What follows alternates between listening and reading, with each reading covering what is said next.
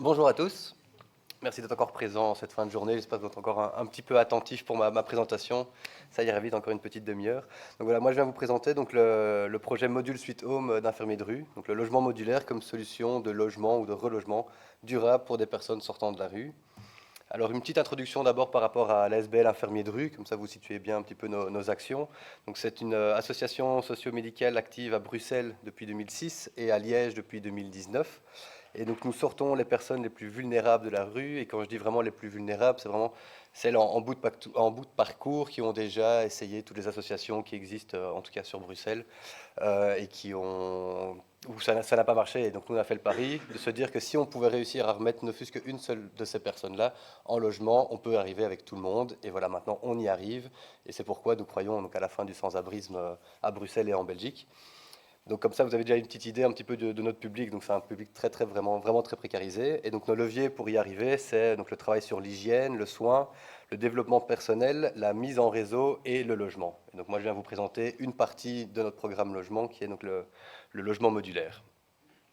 L'historique du projet, en fait, donc depuis 2011-2012, on participe au projet donc Housing First, qui est vraiment la mise à disposition de logements pour les personnes, quelles que soient leurs conditions ou autres. C'est vraiment le logement la clé de la réussite.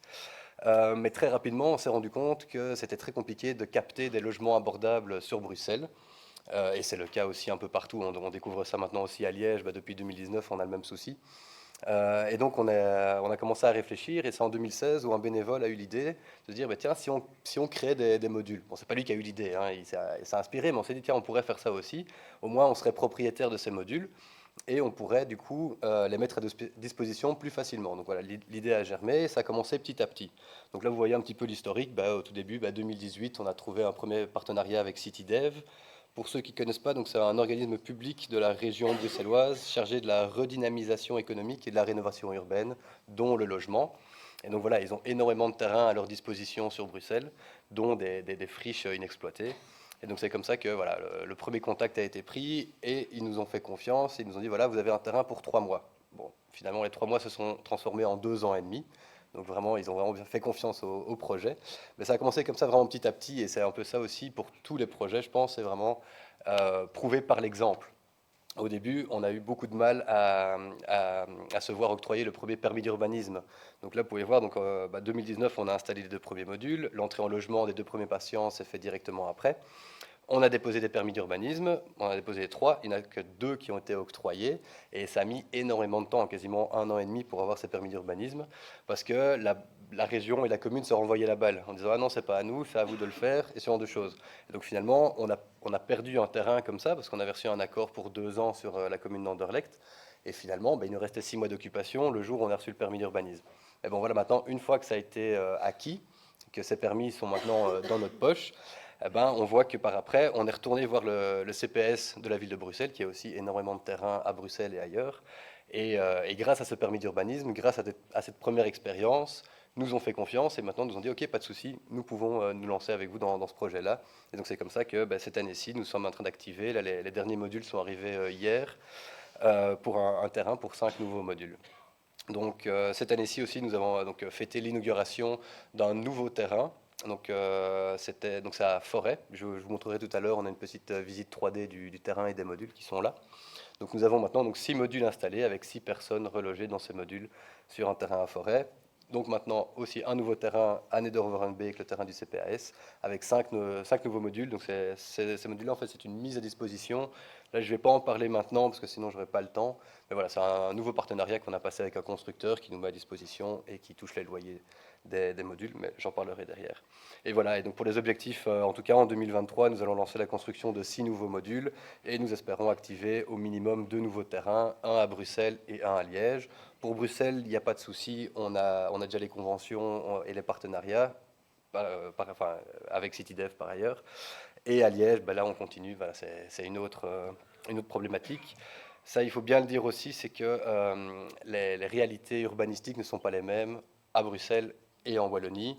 En Wallonie, il y a maintenant le décret Habitat léger, qui est d'application depuis 2019.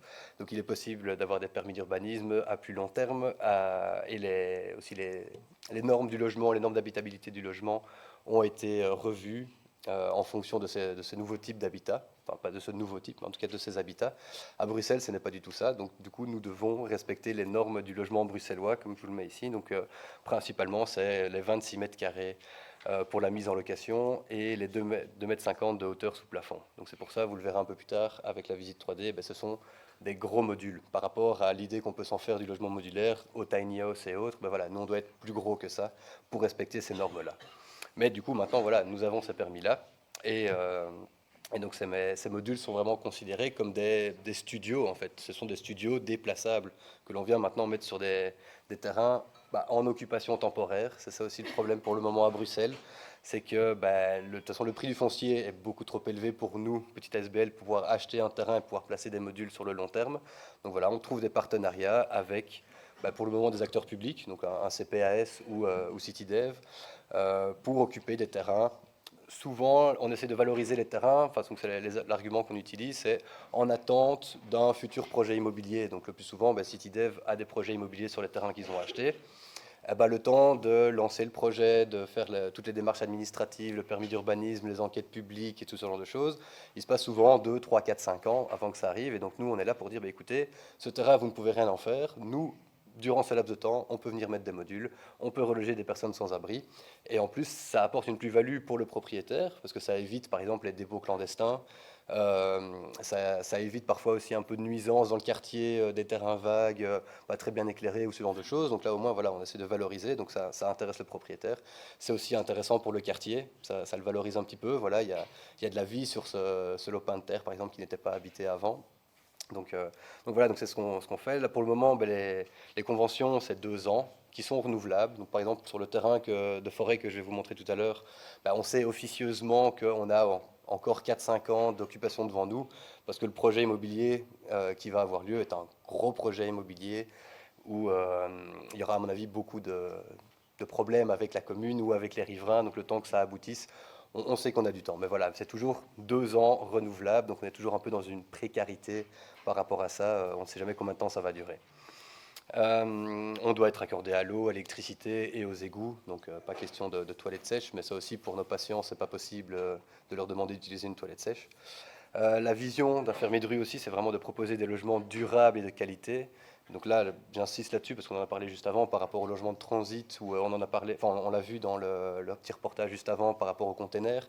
Nous, c'est pas vraiment notre vision. Nous, on essaie vraiment de travailler aux causes du sans-abrisme, et donc on n'a pas envie de leur proposer des solutions un peu bricolées. On veut vraiment leur dire, voilà, là, le logement qu'on vous propose, c'est un logement durable et de qualité. Et c'est ça, on ne fait pas dans l'urgence, on ne peut pas toujours tout répondre dans l'urgence. Certains le font, et c'est très bien, il en faut, mais ce n'est pas l'objectif d'un fermier de rue. La rapidité de mise en place aussi, c'est assez intéressant, même si on n'a pas encore vraiment eu l'occasion de mettre ça en place, parce que ça prend toujours plus de temps. Mais maintenant qu'on commence à avoir de l'expérience, ça va de mieux en mieux. Mais donc on voit déjà, par exemple, le délai de construction des modules, c'est de 6 à 8 semaines. Et donc dans ce laps de temps, on a déjà, par exemple, là je vous ai dit qu'on a déjà des conventions pour des futurs terrains. Le terrain là, on peut déjà travailler au raccordement. Et donc le jour où le module est construit, on peut le placer vraiment très rapidement sur le terrain. Donc c'est beaucoup plus rapide qu'une construction en dur. C'est vraiment, enfin c'est la clé, c'est vraiment ça, quoi. Et un autre élément clé, donc c'est vraiment le patient qui décide de rester ou de quitter son module. Donc là aussi, on est très très loin de l'idée du logement de transit. La mission, enfin donc le travail d'infirmier de rue est donc d'accompagner la personne sans abri dans son logement, et on s'adapte à ses besoins. Donc il n'est pas question pour nous de dire voilà, après même 6 mois, 1 an ou 2 ans, maintenant il faut partir. Bon, par contre, vous avez compris que ici sur Bruxelles, on a des occupations temporaires sur les terrains où on est obligé de partir. Donc quand ils rentrent dans un module, ils savent qu'ils vont devoir partir, mais par contre, ils peuvent rester avec leur module. Et donc ça s'est passé déjà une fois. On avait 2 personnes dans des modules donc, qui étaient du côté du pont Van Praat, pour ceux qui connaissent. Ils ont déménagé à Forêt, ce qui est quand même un petit peu de l'autre côté de Bruxelles. Mais voilà, ils ont accepté, ils aimaient bien les modules, ils voulaient continuer, et donc ils sont partis avec leurs modules, ils ont déménagé avec leur logement, et finalement c'était quand même assez intéressant et assez chouette pour eux. Enfin, leur retour était assez positif après un petit peu enfin, c'est quand même un petit peu compliqué un déménagement comme ça. Mais du coup, ils retrouvent leur maison, en fait, c'est ça, ils ne doivent pas changer, ils ne doivent pas déménager les meubles, hop, le module arrive de l'autre côté. Donc ça c'est vraiment intéressant, et c'est vraiment important pour nous aussi de pouvoir leur proposer ce genre de solution. Alors, une petite description des modules, on va les voir juste après, hein. Donc, c'est une construction en bois. Donc voilà, on ne part pas d'un châssis ou d'un container, c'est vraiment une construction sur mesure, sur un châssis en acier, dimension 3,50 m, 8,50 m, enfin donc voilà, ce genre de choses. Ce qui est intéressant, c'est que les modules là, que vous allez voir, on a vraiment beaucoup réfléchi avec les constructeurs, donc il est possible de les placer par grue ou avec des roues de placement. Et ce qui peut être pas mal en fait, parce que c'est voilà, par grue c'est très rapide, les plots sont déjà mis, on vient le déposer, c'est assez rapide, mais par roue de placement, ça peut nous permettre aussi d'accéder à des terrains qui ne sont pas toujours accessibles via des grues par exemple. Ou par exemple sur le terrain, la forêt, il y a pas mal d'arbres qui viennent par au-dessus du terrain, et donc il y a des endroits où on n'aurait pas pu mettre les modules si on avait dû venir avec une grue. Donc là, de nouveau, c'est un système évolutif, comme je le mets à la fin. Voilà, les modules continuent d'évoluer avec l'expérience et le retour de nos locataires. C'est ce genre de choses qu'on essaie de mettre en avant à chaque fois. On continue de réfléchir, on continue d'écouter ce qu'ils ont à dire. Comme j'ai dit, logement de qualité, donc bien isolé, prêt à vivre avec tout le confort nécessaire. Vraiment, ils n'ont plus qu'à rentrer dedans. Tout a été prévu, tout est là avec des compteurs de passage pour les charges. Alors là, ici, j'ai aussi moi une petite vidéo à vous montrer. C'est une vidéo qui a été tournée en mars de cette année-ci. Donc à ce moment-là, il y avait 4 modules seulement qui étaient placés. Donc vous l'entendrez. Donc voilà, je répète quelques informations, mais c'est toujours intéressant.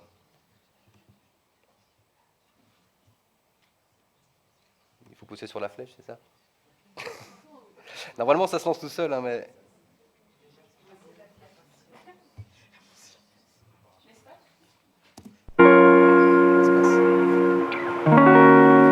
Je travaille pour Infirmiers de rue, je suis gestionnaire du projet Module. Infirmiers de rue, c'est une ASBL qui a été créée il y a une quinzaine d'années maintenant, qui vient en aide psychomédicale auprès de personnes sans-abri ici à Bruxelles. On s'est rendu compte que pour capter des logements, c'était parfois assez compliqué, donc c'est comme ça que l'ASBL Infirmiers de rue a eu l'idée, il y a maintenant plus de 6 ans, je pense qu'ils travaillent dessus, de créer de l'habitat modulaire pour valoriser des terrains en occupation temporaire durant quelques années, le temps que des projets immobiliers aient lieu sur le terrain. Et donc c'est comme ça qu'il y a 3 ans, Citydem nous a proposé un terrain à côté du pont Van Praat pour pouvoir placer 2 modules. Et donc ça c'était vraiment le début de l'expérience avec 2 personnes relogées dans 2 modules. Des logements abordables à Bruxelles, c'est vraiment très compliqué, encore plus pour notre public qui est quand même assez parfois, très précarisé et parfois avec certains problèmes, certaines assuétudes. Un habitat modulaire, c'est comme un gros container en fait, c'est une construction en bois qui respecte surtout les codes du logement. Donc il faut minimum par exemple 26 mètres carrés de surface intérieure, il faut une hauteur sous plafond de 2,50 m, il faut être relié aux impétrants, donc surtout l'évacuation d'eau. Quand on dit modulaire aussi, souvent on entend déplaçables. C'est-à-dire que ce sont des modules qui assez rapidement peuvent être placés sur un semi-remorque et être emmenés en moins d'une journée sur un nouveau terrain et être placés sur un autre terrain. Ah, c'est pas mal, hein, franchement. C'est plus grand que mon dernier domicile.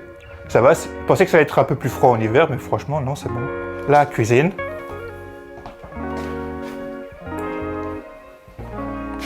Et ici, le petit coin bureau. Avec le salon. Et ici derrière, c'est la chambre. Ici, on est tranquille, quoi. À part les 2-3 personnes qui passent sur la journée, on est à l'aise, on n'entend pas le trafic là-haut, on n'entend pas le tram, on n'entend rien du tout ici. Franchement, c'est bien. Je vais même être étonné, c'est un des meilleurs logements que j'ai eu à Bruxelles depuis que je suis à Bruxelles, quoi. Avant, j'étais obligé de me lever tôt le matin, démonter mes affaires. Donc à 6h30, j'étais déjà sur la route, mes affaires étaient déjà rangées. Puis c'est aller aux associations et trucs comme ça toute la journée. Ici, je peux me lever à n'importe quelle heure. Je peux prendre mon petit déjeuner comme je veux et ce que je veux. C'est moi qui décide ce que je veux aussi. Je peux stocker mes affaires, mes fringues propres, mes fringues sales. Même chose pour les toilettes, je peux aller aux toilettes quand je veux. Avant, j'étais obligé de trouver un endroit où il y avait des toilettes accessibles. On aura bientôt 4 personnes relogées sur ce terrain-ci. On sent que le projet commence à porter ses fruits. On a de plus en plus d'aides de partenaires ou de communes qui nous proposent des terrains ou qui nous octroient des permis d'urbanisme. Et à terme, nous espérons pour 2024-2025 avoir une vingtaine de modules sur Bruxelles. Donc voilà, donc ça c'était donc en mars de cette année-ci. Et maintenant, donc, je vais vous montrer la petite visite 3D qui est ici. Hop là. Donc voilà, en plus il fait plus beau quand on a fait les images, donc c'est quand même plus chouette à montrer que le temps gris. Donc voilà, donc maintenant là on peut voir les nouveaux modules sont arrivés. Donc c'est ceux-ci. Ils sont un peu différents. Là, il y a un toit en pente. On a pu changer un petit peu et faire évoluer l'aspect extérieur. Et c'est vraiment très important pour nous, l'aspect extérieur du module, parce que ça permet aussi l'acceptation dans le quartier. Là, on peut voir, on est vraiment très très bien placé. Pour ceux qui connaissent, là, c'est la maison communale de Forêt. Le CPAS est vraiment juste ici. Là, il y a le commissariat. Ouais. Ben, il n'y a pas eu de problème.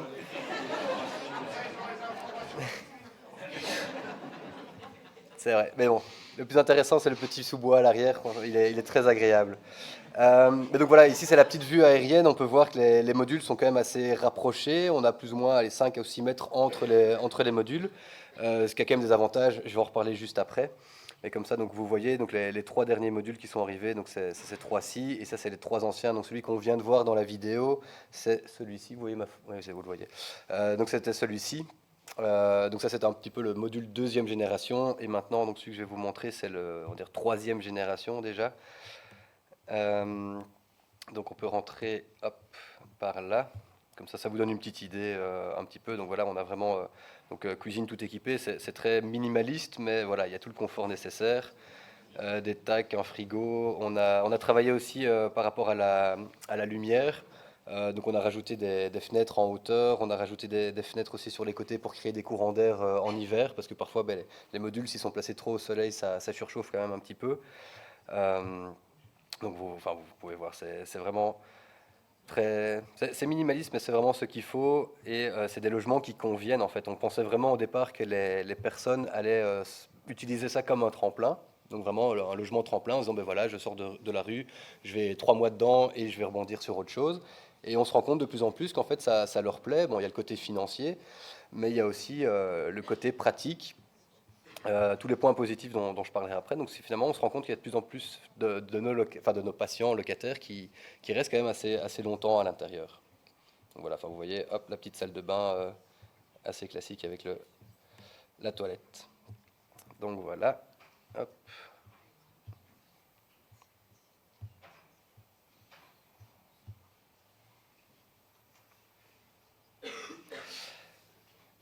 Alors ici, je vais passer parce que je vois qu'il me reste plus beaucoup de temps, mais donc c'est un petit peu tout le principe de la mise en logement, donc prospection de terrain, obtention, construction de modules, installation des modules. Ça, j'en ai déjà parlé quand même assez rapidement. Vraiment, ce qui est important de souligner, c'est qu'Infirmiers de rue fait vraiment de l'accompagnement aussi en logement. Donc, c'est pas seulement accompagner les personnes en rue, c'est aussi continuer l'accompagnement dans les logements, et ça peut durer vraiment plusieurs années. On a des personnes qui sont encore en suivi infirmier de rue depuis plus de 10 ans, 10-15 ans. C'est parfois très compliqué aussi de terminer un accompagnement. Donc pour une entrée en module, en fait, il n'y a pas de liste d'attente. Donc on ne s'inscrit pas. C'est vraiment, comme on travaille avec les personnes les plus précarisées, c'est au moment où on a des logements disponibles, et ça c'est valable aussi pour les logements traditionnels qu'on arrive à capter, c'est que à ce moment-là, nous avons deux logements. Mais qui devons-nous sauver en priorité? Vraiment, quelles sont les personnes qui ont le plus de risques de mortalité en rue? Vraiment, on parle de ça. Donc c'est comme ça qu'on décide qui va rentrer dedans. Évidemment, il y a d'autres choses pour lesquelles il faut être en ordre, par exemple administrativement parlant. Donc il faut une carte d'identité, il faut être en ordre de mutuelle, il faut être inscrit au CPAS et toucher le revenu d'intégration sociale. Donc c'est pas non plus aussi toutes les personnes en rue. Il y a beaucoup de personnes sans papier. Ça c'est un gros problème aussi à Bruxelles. Et ça, ces personnes-là, pour le moment, en tout cas, on ne sait pas les aider, on ne sait pas les reloger. Sinon, ce qu'on essaie de faire aussi, et c'est ce qu'on a fait sur le terrain, c'est un partenariat avec d'autres associations. Donc, j'ai marqué mixité sociale sur le terrain. En fait, c'est pour varier un petit peu quand même le profil des personnes qui sont dessus, parce que si c'est que des personnes sans abri, vraiment suivies par infirmiers de rue, ça pourrait poser problème. Ça pourrait créer une sorte de ghettoisation avec des personnes avec les mêmes problèmes, les mêmes assuétudes, et ça risque d'avoir un souci par après. Donc voilà, donc là on a mis un partenariat en place avec l'Entraide de Saint-Gilles, qui eux accompagnent des personnes sans abri, mais qui viennent d'arriver en rue. Donc en général, ils ont un passé de 1 ou 2 ans en rue. Et donc ce qui permet un petit peu d'avoir des passés différents, du passif différent de sans-abrisme. Et c'est vraiment intéressant parce que il y a une entraide qui se met en place entre les personnes. On fait de la gestion locative des modules via une agence immobilière sociale et c'était vraiment très important pour nous, surtout aussi pour le patient, parce que c'était compliqué pour Infirmiers de rue d'avoir la double casquette, d'être le service accompagnateur, mais aussi d'être le service bailleur en disant bah, écoutez, non monsieur, là bah, vous avez mis le logement en feu, on est obligé de vous mettre dehors, et en même temps, oui, mais on est toujours là pour vous aider. Donc il fallait vraiment pouvoir faire une distinction entre les deux, donc on doit pouvoir accompagner la personne, mais elle doit aussi respecter les règles du logement. Et donc voilà, si le loyer n'est pas payé, s'il y a d'autres soucis, il faut quand même que quelqu'un prenne la décision, parfois d'une expulsion, mais on essaye rarement d'y arriver jusque-là. Vous voyez donc le loyer pour le moment qui n'a pas encore été indexé, mais je pense qu'il va l'être bientôt, il y a de 310 euros plus les charges. Et là, j'ai mis donc environ 60 euros par mois et on a encore la chance, c'est que j'ai réussi à passer un contrat fixe juste avant la crise. Donc pour le moment, ils s'en sortent bien. Le seul souci, par contre, c'est que comme on a un seul compteur d'électricité pour tous les modules, après on a des compteurs de passage, mais on a un seul compteur, nos bénéficiaires, du coup, ne bénéficient pas du contrat social, enfin d'un tarif social. Donc là, on essaie encore d'y travailler. On a beaucoup d'associations qui sont dans le même souci. Bon, ça, c'est une autre discussion. Et donc voilà. Et donc je mets bail de transit ou bail classique possible. C'est vrai qu'en général, les AIS proposent toujours un bail de transit de 3 mois, je pense, pour commencer, pour voir si tout se passe bien et si ça se met bien en place, que la personne respecte ses engagements. En général, on propose un bail classique par après. Et donc maintenant, la plupart de nos locataires sont sur un bail vraiment classique comme n'importe qui. Alors, on termine avec les points positifs, donc les forces du projet. Donc pour les patients, ça c'est entendu, c'est une phrase qu'un des patients a dit, il a vraiment l'impression d'être sur la rue, mais plus dans la rue. Donc il y a aussi parfois, comme je vous disais, 10 ans de passé de vivre en rue, c'est parfois très compliqué. Ça fait un peu écho à l'autre, au syndrome des 4 murs. Je ne sais pas si c'est un vrai syndrome, mais c'est quelque chose dont on parle comme ça entre nous. C'est vraiment le fait que parfois des personnes sont complètement déboussolées quand ils reviennent dans un logement classique. Ils doivent rentrer par une cage d'escalier et ils se retrouvent enfermés alors que finalement ils ont vécu pendant 10 ans à la rue, c'était ouvert, il y avait du bruit tout le temps, ils étaient dérangés. Eh ben, franchement, parfois c'est déjà arrivé que des patients quittent le logement après même pas 2 semaines en disant non, j'y arrive pas, c'est trop dur pour moi, j'ai besoin de retourner à ce que je connais, c'est-à-dire la rue. Et donc avec le module, ils sont, comme ils disent, un petit peu sur la rue, mais ils ne sont pas dans la rue. On a aussi beaucoup moins de problèmes avec le voisinage. Donc l'isolation phonique est quand même assez bonne dans les modules et surtout il y a l'espacement entre les modules. Donc de nouveau, ils ont des rythmes aussi complètement différents de personnes normales, on va dire. Donc parfois ils se réveillent à 2 heures du matin, ils vont mettre la télé, parfois ils décompressent aussi à des heures pas possibles. Et donc on a beaucoup de problèmes de voisinage dans des logements classiques. Ici, pas de souci. Vraiment, ça se passe super bien. Et aussi pas de risque pour les autres logements. Ça peut arriver que monsieur oublie de fermer son robinet et hop, inondation pour tout l'immeuble. C'est compliqué. Là, si jamais il y a ce genre de problème qui arrive, c'est au moins c'est que le module qui est impacté. Ou par exemple les cafards, ça peut arriver aussi que des cafards arrivent dans un logement. Au moins c'est localisé sur le module et c'est pas tout l'immeuble qu'il faut dératiser et qui coûte super cher. Donc voilà, donc ça c'est quand même des plus-values assez importantes. Ça crée du lien, ça j'ai déjà dit, entre les locataires. Donc là de nouveau, on voit un peu les deux profils. On voit des gens qui ont envie de s'ouvrir et qui ont envie de discuter, qui adorent voir les autres et rencontrer. D'autres qui, en sortant de la rue, préfèrent se refermer sur eux-mêmes et se créer une petite bulle dans leur logement. Mais bon voilà, quoi qu'il en soit, au moins les gens se croisent et se voient sur le terrain. Donc ça, on voit que c'est une plus-value. Et puis finalement, c'est tout petit, donc c'est quand même assez facile d'entretien. Donc même pour ceux qui sont un peu sales, c'est quand même assez facile, une fois parfois, de les lancer pour les laver. Les forces du projet, du coup, pour les équipes, parce qu'il faut aussi penser à elles, le contrôle social qui se fait, en fait, comme ça, donc entre les différents locataires, est hyper intéressant et hyper important pour eux. Donc, comme je disais, il y a une sorte d'entraide qui se met ensemble. Donc, si jamais un locataire voit qu'un autre va moins bien ou déconne ou a créé des problèmes, directement, ils vont en parler, ils vont aller l'aider, ou alors vont en parler avec les équipes qui vont être mises au courant et vont pouvoir agir beaucoup plus rapidement. Et parfois, voilà, la personne ne va pas non plus en parler directement. Donc, c'est intéressant. Je mets pas de visite perdue parce que ça arrive aussi régulièrement. Par exemple, on traverse la moitié de Bruxelles pour aller voir quelqu'un et cette personne-là n'est pas là, dort ou est partie se promener. Et voilà, c'est entre guillemets une matinée perdue alors qu'une visite avait été programmée et on n'a personne d'autre à voir. Là, si une personne n'est pas là, il y a 5 autres personnes qui sont autour. Donc si jamais la personne qui devait avoir son rendez-vous n'est pas là, on peut toujours aller voir quelqu'un. Et du coup, ça permet aussi d'assurer un suivi plus intensif en prenant des nouvelles de tout le monde à chaque fois. Donc chaque fois qu'on arrive sur un terrain, on prend des nouvelles de tout le monde, même si on ne passe pas un temps spécifique avec tout le monde, on a le temps de voir tous les gens. Donc c'est vraiment des forces intéressantes pour ce projet-là. Je vais quand même parler des faiblesses, parce que bon, il y en a quand même quelques-unes. Ben, le prix du module, par exemple, c'est pas facile, mais donc les trois derniers modules là, que vous avez vus, qui ont été commandés en juillet 2020, ben, ils coûtaient 43 000 euros, TVA comprise, hein. Et maintenant, ben, en octobre 2022, ils sont passés à 56 000 euros. Ça, c'est quand même assez dur. Mais bon, voilà, tout le monde est impacté par les prix l'augmentation des prix des matériaux de construction. La durée de l'occupation, en tout cas sur Bruxelles, c'est quand même un gros problème. C'est vrai qu'on vise la durabilité, la durabilité du projet. On essaie de rester le plus longtemps possible pour éviter les retours en rue dès qu'il y a un souci pour plein de petites raisons, la personne peut retourner en rue. Et c'est vrai que déménager les modules à chaque fois, c'est pas toujours une bonne solution. Mais bon, là, en tout cas, pour le moment, c'est le problème qu'on a. Et vraiment, et ça c'est un gros problème, c'est les idées reçues sur le modulaire. Et là, je vais vous raconter juste une petite anecdote et je vais terminer par ça. C'était l'échevine du logement de Forêt, donc qui nous a octroyé le permis d'urbanisme et qui, lors de l'inauguration, nous a dit « Mais vraiment, c'est magnifique, j'adore. » Moi, je ne m'attendais pas à ça. Quand vous êtes venu présenter le projet il y a 1 an et demi, elle s'attendait vraiment à, comme je disais, un petit peu une ghettoisation, une sorte de parking de caravane pour sans-abri, grillagé, le truc horrible. Et donc vraiment, quand on parle de modulaire, les gens ont souvent cette connotation négative, on va dire gens du voyage, les gens alternatifs ou autres. Et ça, il faut vraiment essayer de travailler. C'est pour ça que pour nous, c'est très important, l'image que l'on donne. Donc c'est pour ça qu'on travaille, et c'est pour ça aussi qu'ils coûtent cher, les modules. C'est que, bon, bah, déjà, de un, ils sont grands, mais aussi, c'est du travail de qualité. Et c'est ce qu'on essaie de mettre en place. Et donc maintenant, voilà, on espère que petit à petit, en Wallonie comme à Bruxelles, on puisse du coup développer ce genre de projet et qu'on puisse voir maintenant des modules un peu partout. Donc voilà, je le répète aussi, ce n'est pas la solution à la crise du logement abordable en Belgique, mais c'est en tout cas une solution et qui fonctionne, et vraiment spécifiquement pour nos patients, on voit qu'il y a une réelle plus-value. Un tout grand merci.